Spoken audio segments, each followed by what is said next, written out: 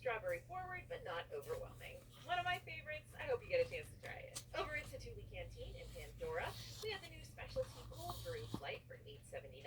This comes with three Joffrey's Coffee cold brews, including their traditional brew, matcha cold brew, and ube cold brew.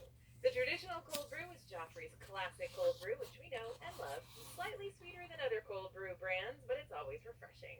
The ube cold brew was our favorite because it had the same vibe as an ice cream float, complete with all the whipped cream on top. There was also freeze-dried strawberries inside, which added a delightful sweetness. Matcha lovers, listen up, this one's for you. It's not too overly sweet, and it's crumbles of freeze-dried strawberries on top of a pile of whipped cream. If you're not the biggest matcha lover, you might want to pass this to the matcha fans in the group. We can't believe we got 3 cups of cold brew for $8.79. It's a great deal and would be easy to share. We're looking forward to ordering a full cup of the ube cold brew when we come back next time. So we eat a lot of Disney snacks, but there are some that are just so cute that we have to show them off to the world. Sit back and be ready to be amazed by what an Epcot dessert can look like. We grabbed the churro milkshake from Sunshine Seasons for $10.99.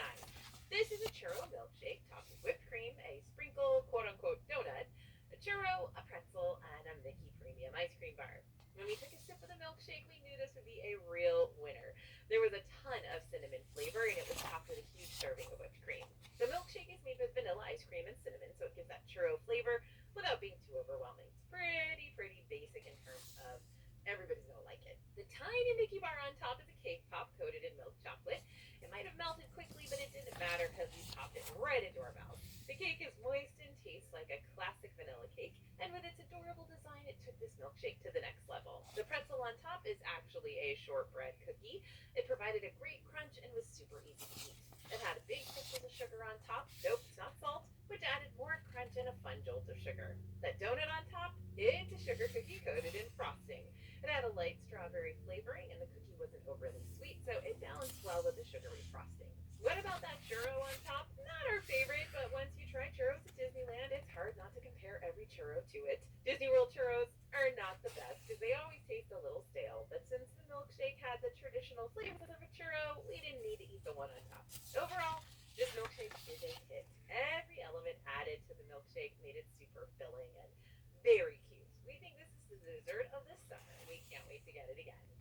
It's a great time to be a fan of the Disney villains. To further celebrate all things villainous in Hollywood Studios, Hollywood Scoops is offering some new snacks, including the Hades ice cream float and the annual pass holder exclusive Cruella ice cream sundae, which I told you about not too long ago. We've already tried both of those, but we went back to try the Maleficent cone, which was not available on the first day the other two were. So, did it measure up to the Mistress of Evil? The Maleficent cone is butter pecan ice cream topped with red sugar and chocolate horns, served in a lavender waffle cone dipped in green sugar for $8.40. So yeah, there's a lot going on here. Before we even get into the actual review of this thing, we're gonna warn you, it melts super fast. As does any ice cream treat in Disney World in the summer. We had an issue with it turning to liquid by the time we got to the cone, and we were practically wearing most of the snack by the time we were done. One of the horns also fell off, so you've been warned. But hey, looks pretty cool before it completely turns to goo. The super creamy ice cream is really good with tons of pecan in it. It's got a sweet flavor that almost reminds us of toffee. It's a good flavor. Love this ice cream.